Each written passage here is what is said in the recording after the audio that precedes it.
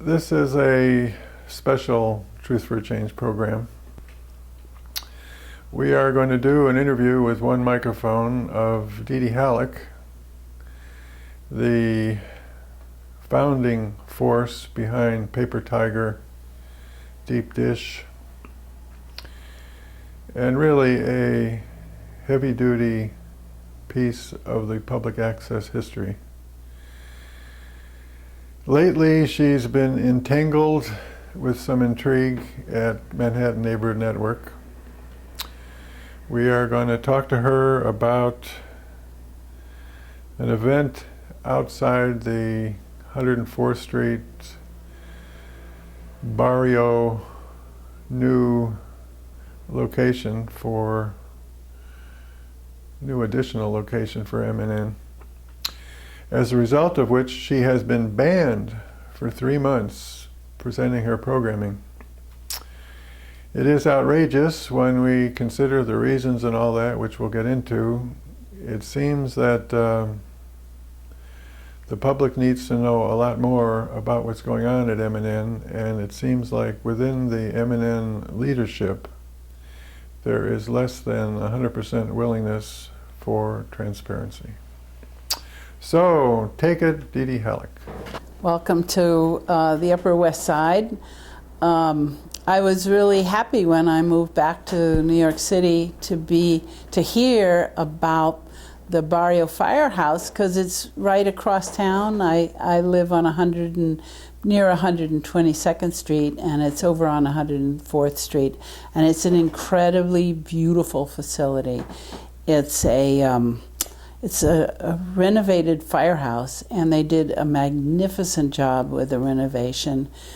It preserved some of the little details of a firehouse and added a lovely kind of openness and beautiful colors, and I'm very much in support of the way that additional facility was put there. But there have been some problems, and my own involvement with this happened when I tried to get some grants reinstated, because many of the alternative media institutions in the city really always need money, let's put it that way. Nonprofits, they're definitely nonprofit. And but there was a program that MNN ran for over 10 years, which was a grant-giving entity of giving production money to places like Downtown Community Television, to Asian Cinevision, to the Union Settlement, for example, and to two organizations that are near and dear to my heart, Paper Tiger and Deep Dish. And they stopped giving those grants, and I asked about reinstating them and was told that, well, they're not going to do them in the same way, and they're going to do different kinds of grants. And I really felt that there should be a way to try to impress upon the board of MNN why those grants were so important. So a group of us who had been former recipients of those grants, we got together and we tried to go to the board meeting, and we were told that the board meeting was closed. And in the bylaws that we had, it said, oh, the board meeting has to be open, that's part of the bylaws of MNN. And so we weren't allowed up into the room where they were meeting at the firehouse. They were meeting at the firehouse. And so we were, there was one of the people with us was Papoleto, who is a neighbor of the firehouse. He's been living in the barrio. He was born there. And he was so excited about the firehouse opening up, and he really wanted to come to the board meeting to learn more about the firehouse and how he could interact with it. And he he was shocked that the way we were treated, that we weren't allowed to go to the board meeting. Well, what were they discussing? Something secret? This is supposed to be a public entity, and we had a paper that said the bylaws were that it was open, and we weren't really allowed to attend the meeting. So I got in touch with the state, has an office of open meetings. It's actually in Albany, and somebody told me that I should maybe ask them what the policy was on public access. And they said, yes, public access meetings have to be open. I was told by one of the board members that, oh, well, we're not really a public entity because it's a private nonprofit that makes a deal with Time Warner. And we said, yeah, but the deal is using public money, because it's the public money that's in exchange for the rights of way of all the hassle that we all have to undergo while the bus waits, while the Verizon trucks gets out of our way or whatever, or digs a hole. There is a payback that the city has to give, which is why we have public access. So, and that should be open. And when I talked to Mr. Friedman, Bob Friedman, who's head of the New York State Office of Open Meetings, he said, of course, public access board meetings have to be open. And he said, and committee meetings too. He said, that's a state law. And I said, well, where's the law? And he said, he said, I'll look it up. And he sent me some statements about it, and it's actually in the cable regulations of New York State that they have to be open. So we talked, and we were told, yes, the meetings will be open. So I came the next time, and I came with a camera. And when I got the camera out, they said, no, you can't use the camera. So that was a bit frustrating. And then when I talked to Mr. Friedman, he said, that's also, you're supposed to have open, you're supposed to be able to videotape it. It's a public entity, and you can videotape it. So that was still more perturbing, but, we thought, well, at least we're in the board meeting. So a group of us, and we tried to get on the agenda to talk about why we thought the grants should be reinstated. And what the board did was they had a separate meeting in which they invited a few of the grant people to come. And we weren't invited, but because Paper Tiger was invited, I went as a representative of Paper Tiger. And they listened to what we said about why we thought the grants were good, etc. But we started to notice the whole atmosphere. All these meetings are held at the firehouse, and the whole atmosphere is one of like a fortress. Like you have to sign in to get in, and a lot of their events they say they're public events, but you have to RSVP beforehand, and you have to be accepted. It's not just like you can't. It's not automatic if you RSVP that you would actually get in.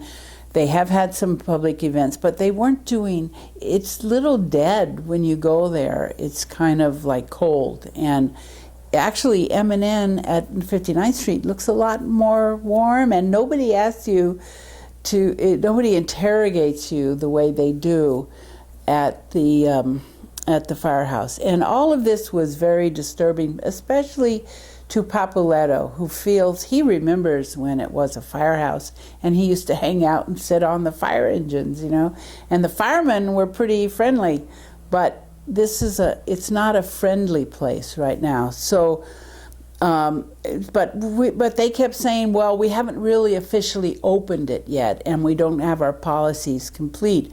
So on this day, the day that it was really we're going to hone in on now, it was the official opening of the firehouse. And I got wind of it from a staff member that they were going to open the firehouse finally. I've been after them, when are you going to open it? And they said, well, it's opening on such a date. So Papoleto and I decided to go. And I thought, well, I'll videotape some of it, and if there's any, if any of the video comes out good, I can put it on Democracy Now! Because I know Amy always likes to support alternative institutions, and this is such a gorgeous institution.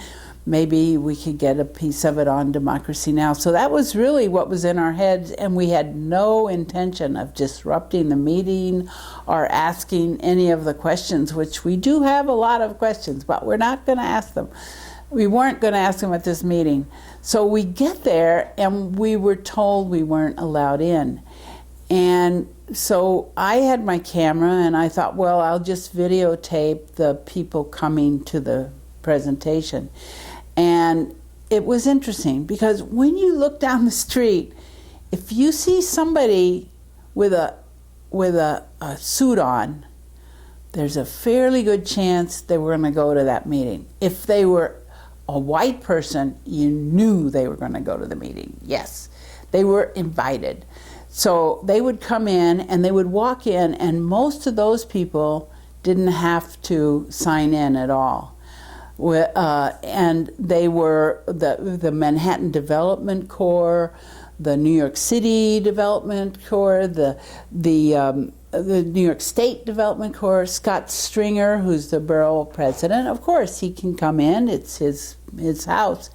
So Papoleto and I kept getting more and more frustrated, and Papoleto was talking to people as they come in, and I was asking who they represented just to get a sense of, well, who is allowed to celebrate the opening of the firehouse if it's not people from the community like Papoleto. And actually the architects were there, which I think they did a great job. I'm really happy with what the place looks like.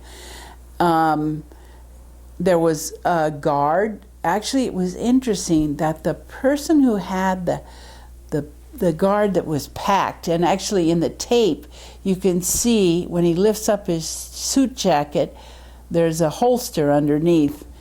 That it wasn't Scott Stringer, actually, who's the highest official who came, but it was the head of the Manhattan Development Corporation, whose guard, who has a personal guard and who comes packing. I thought, wow, that's kind of interesting. Why is the Manhattan Development Corporation feel so threatened? Well, I didn't feel threatened, because I thought, well, I'm getting this tape and we're expressing ourselves, and maybe I can get some time on MNN to show it to people, since it obviously isn't a public event, but it's public because it's on tape. At least we know who comes to these events and who gets invited. And so I called up the programming department, and I've been for several months trying to get a series, and I was told I had to wait till October.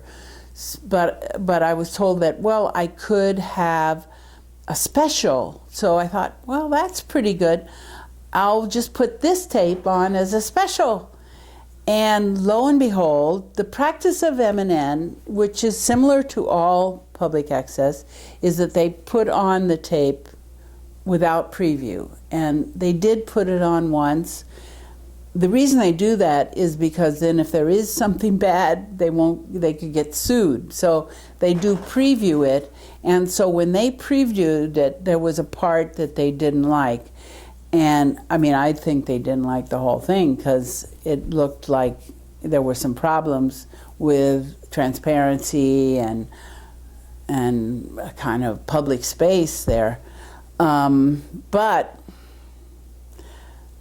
I got a letter from MNN right here saying that not only were they not going to run this tape, but that I've been banned from MNN, any use, any And I can't have my series, which I really wanted to have, and I've done some kind of preliminary preparation for and publicity for. And I can apply for a series in 3 months, but I am banned for 3 months. So the reason is that what they put in the letter is that Papoleto said, people of color work in this building, and I have to wait until people get fired, they retire, or someone kills them so that I can come and have access to the facility here. Now, what they left out, and when you read that, it sounds like we're saying it's people of color that are bad. But Papoleto said, our people, and he actually repeated it. He said, our people, people of color work in this building. He was identifying with them. Basically, why are they turning me down, is what he was saying. Why can't I get in there? It's his neighborhood. He's actually a very distinguished person in the neighborhood. He plays the role of Caspar in the when they have the Three Kings Day. He's a well-known poet. He reads in the garden that's right around the corner from the Barrio firehouse. He is like, of all people who are in the Barrio, he should have voice there, and he doesn't, and I think that's very sad, and he doesn't deserve to be treated like that, and I don't deserve to be treated like this, and I don't think that that's the real reason they don't want this on. I think that the MNN management does not want to have transparency. They're protecting, you know, and they did a good job with the firehouse. They did a good job getting the franchise. The franchise is the very best franchise that MNN has ever had. They're getting a huge income now because they include not only Time Warner but also Verizon and Fios, but they also they're not as accountable to the community as they should be. And even the board of directors, there's 7 people on the board. I think they just let in another person. But there's no Latinos or Latinas on the board. There's no Asians on the board. There's no South Asians on the board. There's no Haitians on the board. They really need to expand the board to be more inclusive, and they need to publish when the board meetings are. I mean, we have to find out by harassing board members and calling up the staff to try to find when the board meetings are. They should be announced. It actually says in the bylaws that they should announce the board meetings. And actually, I think the board meetings should be broadcast on MNN. Why not? That's how people should get involved, and that's how people protect. Now, Dan used to be head of WBAI, or Pacifica, actually, and I think that may be one reason he doesn't want to be so public. But I think public access is not the same as BAI. I think you don't have the same kind of sectarian antagonisms and whatever going on at MNN, and I think it really would only be a breath of fresh air if they could please open the board meetings, announce to the public, not require anybody walking into the firehouse to sign in that strict way. They have the first people they hired there, aside from the director, are the security people. It's like because it's in the ghetto, they have to be careful. It's a terrible attitude. They used to have a lovely center, which was downstairs, in right around the corner from where the firehouse is now, and that was set up quite a while ago. And they didn't have any guards there, and there were wonderful machines. They brought some computers there, and people could walk in and do their editing. They had editing classes. It had a lovely, friendly atmosphere. That is completely gone now. And the fact that the grants are no longer, one of the entities that used to get the grants is in the barrio. It's Union Settlement. And I went to a screening of a film that was made through the MNN grants there. It was several films, actually. There was a class. It was a class that was it was a video class that was part of the ESL part. And it was the most wonderful group of filmmakers who were all ages, because there were some teenagers there were even like some younger kids, and there were older kids. I think there was somebody who was 80 years old, and they were all learning how to use the camera, and they had a screening, and Papoleto this was way before. This was before they cut out the grants. This was only possible because of the grants, because Union Settlement does not have a budget for this. But I went to the screening, and I've done a lot of like street screenings and community screenings, and we're lucky if we get 30 people. That's fine, and that's what community video is about. But there were like 500 people there. It was packed. There was no place. I came late. There was no place for me to sit. I ended up sitting on the windowsill. There was it was completely packed. It was like a gymnasium that was packed. And everybody was totally involved with the video. And not only video, but afterwards there was a discussion, and the videos were about sexual harassment and problems in the family, with really people being abused by their parents, and it was like such a touching scene to see these tapes, and then have such a variety of people of different ages. They stayed and talked for like 2 hours after the films were over. Very deep conversations. And saying things like, in the Latino community, we don't really talk about this. It's a hidden agenda.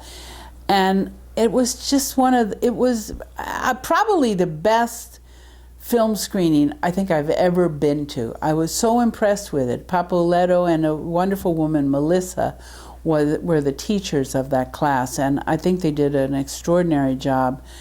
But their funding depended on the grants from MNN, and the fact that those grants are not there anymore. Now they say they're going to reinstatement, but they're going to change the way they are. They're going to give you technical assistance, so their people will get paid, but the money won't go to the community groups. So it keeps the money in-house. And they have more money than they ever had. So that's the sad story and I really hope that the people who watch Joe Friendly's program, which I often watch, I must say that I saw Lawrence Lessig on it today. It was quite interesting. There's still wonderful programming on MNN, but we need more involvement by the community groups in Manhattan. Actually, the whole grant program was something that was set up with the consultation of Bob Devine, who's a professor at Antioch College. And he actually was president of Antioch for a while. And Diana Augusta were on the original MNN boards, and they worked together with Ruth Messenger, who was the borough president at that time. Boy, what a difference between Ruth Messenger and Scott Stringer. That shows you where we're at these days. But anyway, he's a wonderful guy, and he said that actually the original idea of the grant money was that would always be there. It would be an amount that was fixed. In the first year, it was $200,000 that would go directly to community groups to strengthen media production throughout Manhattan. So we want that reinstated. I got a letter from Bob Devine today. He was horrified I sent him the letter that I received from MNN, and here's what he said. It's unbelievable that an access facility that doesn't allow access. I guess we are left to conclude that seeking access to an access facility is bad behavior. Seeking transparency is bad behavior. Seeking accountability is bad behavior. Seeking to have a community-based organization be responsive to the community in which it's located is bad behavior. Seeking a metaphor is bad behavior. Expressing opinions that diverge from or challenge those of the access providers is bad behavior. I'm incredibly saddened by this latest episode. The one access organization that had the potential to make a real difference in the lives of the many various communities that has been hijacked and has become just one more petty, non-profit fiefdom. So.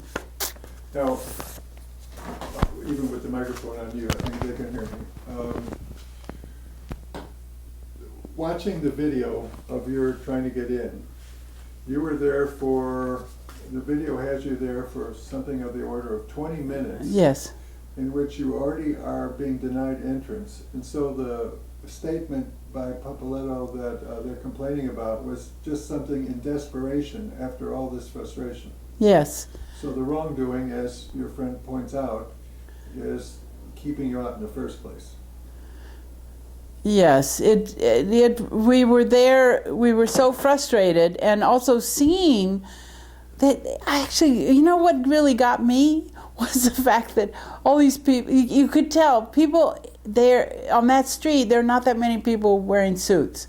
And you knew when we saw somebody come down the street in a suit, they were going to be ushered in. And we weren't allowed in, and it would just made us more and more mad, and it was very frustrating. What do you guess occurred at the meeting? Did you talk to anybody who let you know what was going on? Oh, it was like an official, I think they had some drummers, some musicians who played the congas, and they talked about how the architects were thanked, and the Scott Stringer was saying, I don't think anything important was said there. It wasn't a board meeting. What it was the opening of the firehouse, the official, and thanks. And I'm sure there were some statistics about how many people use public access, which is a lot in New York City.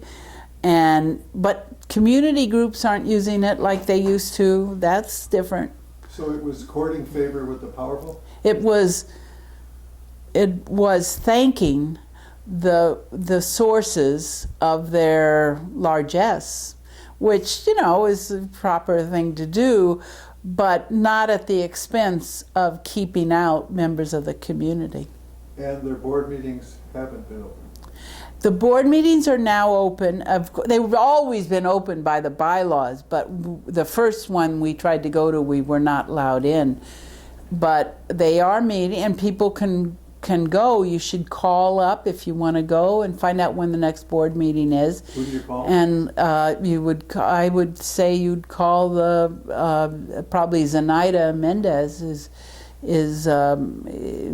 like the administrative person at MNN on 59th Street, and ask when it is. I want to know when the committee meetings are, because that's where the grants are being decided.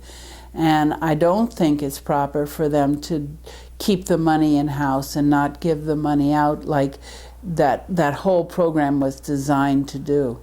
Is there any effort to move the location of board meetings from 59th Street to 104th? Well, most of the meetings are at 104th. Oh. I think, and in fact, somebody said the reason that they have them there, one of the board members said, we have to have them at 104th. This is really amazing. And I said, well, why don't you have them at 59th Street? And they said, because there's too many crazies at 59th Street. That is a quote. And that tells you the respect that they have for the producers, which is zero. Zero. Well, talk about some of the hard time producers gave them at their meetings in the past. I have no idea. I don't know. I haven't been, there was a meeting of producers. Harold Channer is the only person who sets up meetings of producers. I mean, other access places around the country, they have that as part of their agenda, as part of their program, that the producers get together and meet, and often the boards are there so they can find out what the problems were. So at one of the producers' meetings that I went to at Harold Channer's, thank you, Harold, there was Dan was supposed to speak, but he left. He didn't take any questions, and the meeting had been advertised as lasting from 7 to 9, and he left it like before 8 o'clock, and saying he has to put his kids to bed. He does have twins, and I can understand that, and they're wonderful, but Harold didn't know what to do. He didn't have another speaker, so he said, DeeDee, could you help run a discussion about MNN and what's going on? So I said, well, I just want to hear from people to what they think's going on. Well, the complaints that came out were really surprising to me. I had no idea. I had no idea that MNN was actually selling studio time, and there were major complaints about that. There were complaints about the staff doesn't really help the producers, that they only help the people who pay for the studio time. That if somebody comes in who has rented the studio, that the staff kind of helps them out if they perform as crew. Yeah, they're like crew. Whereas if somebody who's a Manhattan resident and just using their time slot comes in for the studio, they basically have to bring their own crew. They also complained that there was a double standard, that when people want to use the studio and they may be having trouble finishing up, that if they are late, they get docked and they can't use the studio for several months more, that they can't book the studio anymore. And but the commercial producers, they can go, they've gone, Gloria said that they went through her whole time. She was supposed to go on live, and they wouldn't get out of the studio, and so she lost she had to run a tape in her time slot because she wasn't allowed to use the studio, and she had her guests there and everything. So there were a lot of complaints about that. There were also complaints that some of the staff was selling the space, and that they gave me a URL for it was called Sports Time or something, and it was one of the main staff people who would take all the best equipment. That's the other thing. They said that this staff member took all the best equipment and would go out and do these multi-camera shoots of soccer games for a price that the different schools would pay him. And then he also got the staff to be crew for him. And since he was kind of their boss, there was a pressure that they felt to work for him. So there were so many complaints. I just wish Dan had stayed and heard what some of the complaints were, because there were serious complaints about the way things were happening there. Yeah, that fellow in the sports He's no longer working? Yeah, he went to the NAB and came back with broken kneecaps. So I don't know what he did, but they said he fell. But Now, is that normal in Las Vegas to be punished by the mafia when you don't pay your debts?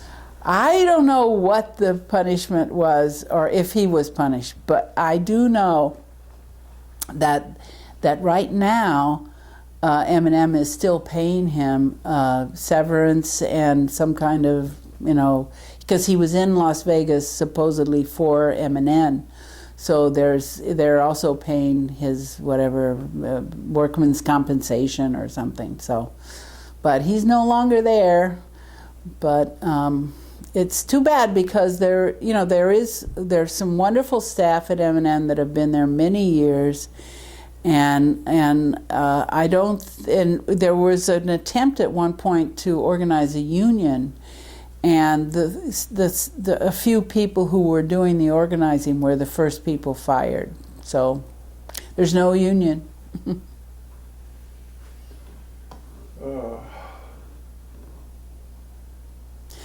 But I believe in public access. Believe me, my whole life, I made a film in 1961 called Children Make Movies.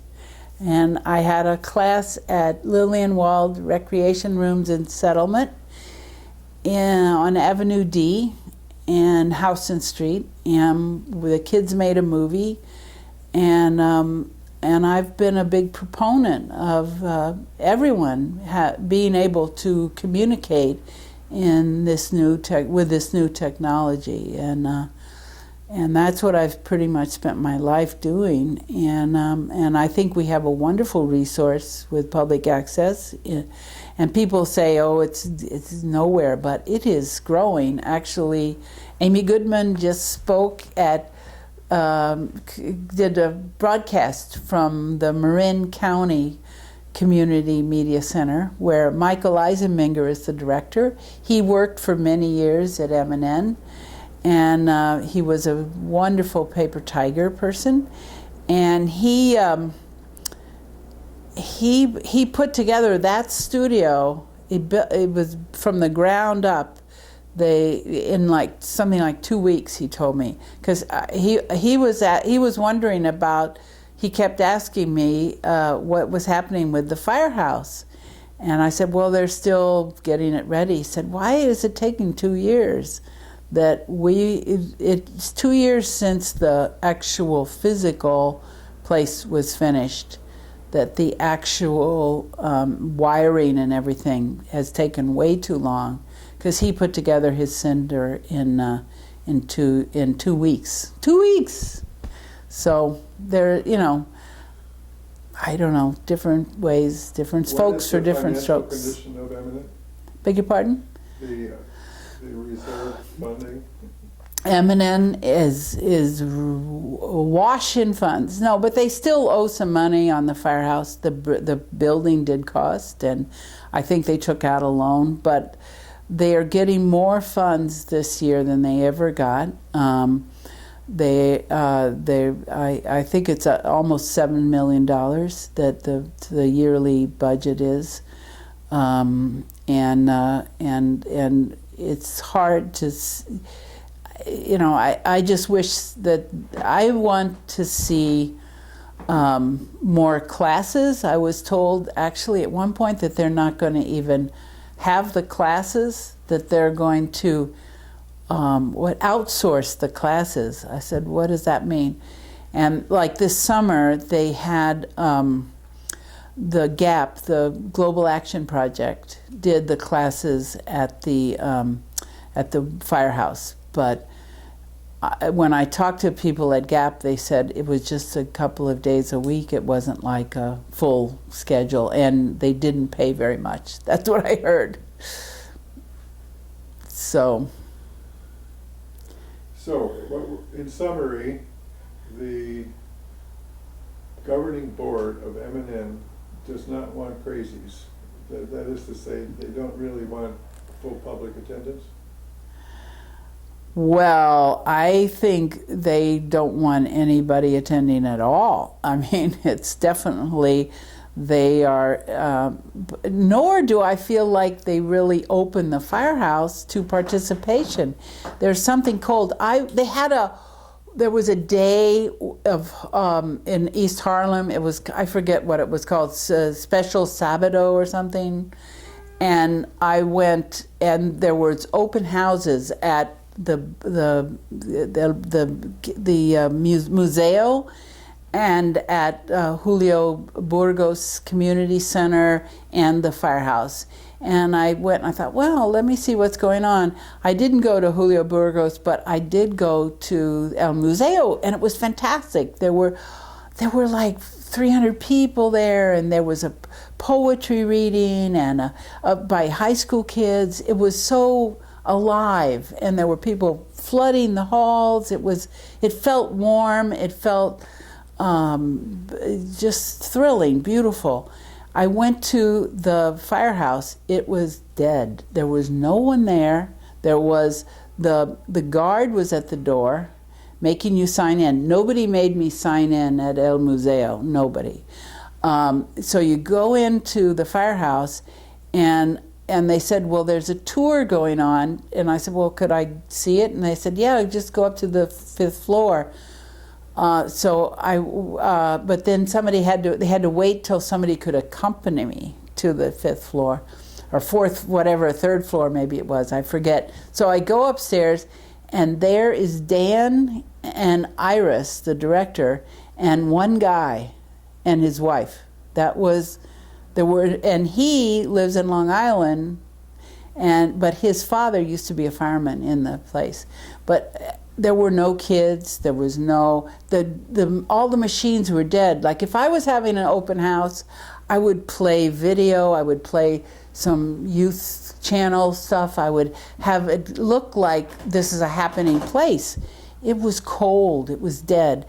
And actually that's the other really sad thing, is that the whole youth channel, which as people said, they were pimped to get the franchise.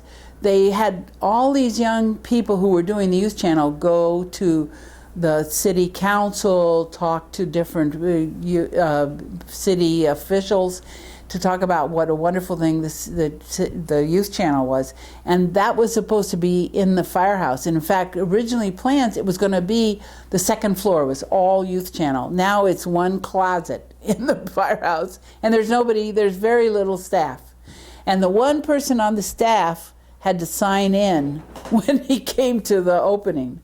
He was the only young person of color that came to that official opening, was someone who works for the youth channel, and they made him sign in even though he was working there. So we have a very sad situation, and the youth channel people, the 2 main youth channel people, got moved there, but they weren't allowed to bring their computers, and because they complained about it, they got fired. Oh. So I don't know who this kid was, the guy who signed in. It was a sweet young guy, but he was not one of the more experienced producers of the youth channel. They're all gone, as far as I know. So we're talking about the mentality of the board, their attitude, their underlying motivations, their personalities, I guess, their background.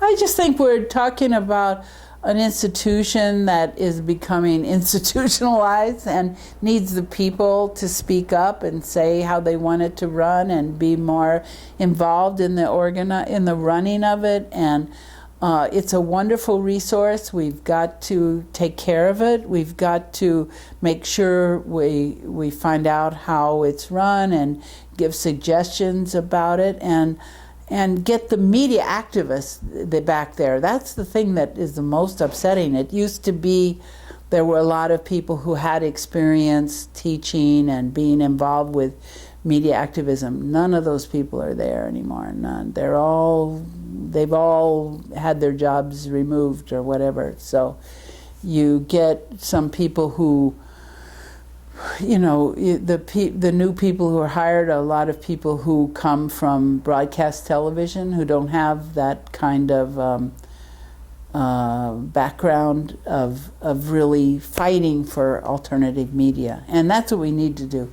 We can't just sit back and let it happen. We need to help make Manhattan Neighborhood Network be what it has the potential for being and can be and has been. And we need to make sure it's transparent and a place where people feel safe and to express themselves. I mean, Papoleto tried to express himself, and now I'm banned from, because I taped him expressing himself, I'm banned from even going in there for 3 months.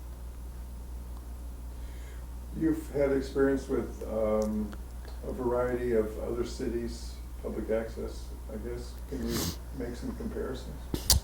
Yeah, actually, I was hired by the state of Massachusetts to because they were getting a lot of applications for the Arts Council for public access, and they didn't really know how to assess the applications. So they hired me as an expert in public access to do site visits and write a report about the different places that I visited. So it was several years ago, but I had a really interesting time visiting. I visited Cambridge Community Access, Somerville.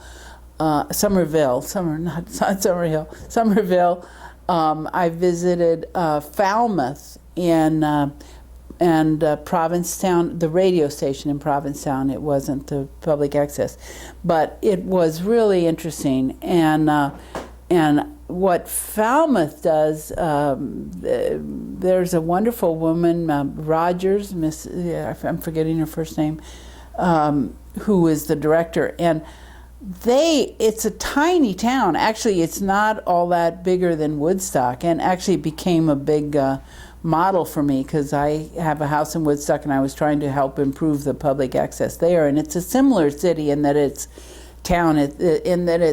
a summer town. It's a second hometown. But they have the most wonderful public access, and they have classes for senior citizens to use the computers. They're actually near old age homes, so people come in and learn to do the computer. I watched a class, it was wonderful. They have all kinds of youth programs. They have a meeting room, which one of their accesses is using this meeting room. And so different community groups come in, and it could be a political group, it could be an art group, it could be sports group or whatever. They use the board. They have a calendar where it showed all the different groups that were using that meeting room. That to me was, I thought, well, this is real public access. And it's video. And if they want a video, they can. But this is just to also use it as a meeting space. I mean, our society has so few times that people can get together and talk and be together. I mean, maybe in a church, but the organizations we used to have don't exist anymore. So there's very few times that people get together and exchange with each other. So that was wonderful. And around the walls of this community room, they have a gallery. And they have a board of a peer group of artists who select. So every month it changes, and a different local artist gets to have an exhibit there. And I thought that was a wonderful idea. And I thought of that when I walked into MNN a couple of weeks ago, because they have these glossy photographs of the producers. But they were done by a professional and printed. I mean, it must have cost them like $10,000 to do that. And I thought, instead of that, why couldn't they have had like local artists have exhibits there and have a committee like that? And here, little Falmouth is able to do that. Why can't MNN actually it encourages like the local artists to get involved, and I just was very impressed with the way Debbie Rogers runs Falmouth Public Access. And Debbie Rogers gave out of their budget, which has got to be less than $200,000 a year, they gave $2,000 to Alliance for Community Media to do lobbying for public access. Now, Dan Coughlin, I saw him on a tape of at the meeting of public access, and he did go there. I'm glad he did, because when he first came, he didn't even go to those meetings, but he does go to those meetings, and he gave $10,000. Now, that sounds like a lot of money, and that's good, but it's not in proportion to what Falmouth does. If you say 2,000 out of 200, and you say 10,000 out of 7 million, it's peanuts. It's really peanuts. So I would have voted to give them a little bit more. And they wouldn't even sign, like the public access community has to all stick together. There's a wonderful one in Albuquerque that just lost they lost their contract with the city because of a right-wing mayor that came in. And there was a petition that they wanted MNN to sign to help say that this was a good thing, and the Board of MNN refused to sign that letter. Mm-hmm. So there's a lack of sense of responsibility to the wider community of public access. Now, there are some problematic public access around the country. I think of Chicago as being not that open. When I went to Chicago, it was pretty good. I don't know what it's like. Chicago was one of the first places that started a very interesting thing where they have this turnkey studio where you just come in and you don't need a crew, and you could open the door and you're on TV and the number comes up, so you could take calls and stuff very efficiently. Barbara Popovic was the director. I hope she's still there. I think they've been pretty good. Actually, Philadelphia for many, many years did not have public access. And the community of media activists worked so hard and actually have a wonderful station with really good people there. Gretchen Klausching and Antoine Haywood, who used to be at Atlanta, which I was very sad because my sister lives in Atlanta, and Antoine is one of the very best people in public access today, and he's there in Philly. They are so lucky to have him. He is a dream. But there's other places that like Albuquerque is having trouble, San Francisco is having trouble, the whole California, they took out a lot of their funding. But I know Michael Eisenmenger is doing okay in Marin County, so I don't know what the status of that state funding, but I know people were fighting back on it. But it's always a struggle. It's to try to keep public access going, but it depends on the active participation of the producers and the community that watches and loves public access. And I know people say, oh, nobody watches public access. That's not true. I mean, I think a lot of people watch public access. I know Herb Schiller, when we first did Paper Tiger, Herb Schiller said, if he walked 5 blocks in Manhattan, someone would come up to him and say, oh, I saw you on TV. He loved telling that story, and I was walking with him once when that happened. So people do watch public access. They say more people watch public access than watch public television. And when they've done studies, they did a study in Austin and also in Portland, Oregon, and that was the surprising result, was that more people watched public access than watched public television. You know, it's my understanding that Time Warner, in fact, has the electronics to know that, but they don't want that information out.